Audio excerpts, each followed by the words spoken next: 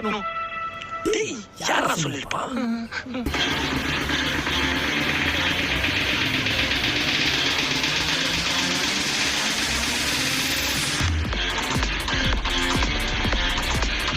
யாருமே நம்ம ஹாரிஸ் வீட்டுக்கு வரக்கூடாது. ஓ இதுதான் பிளானா?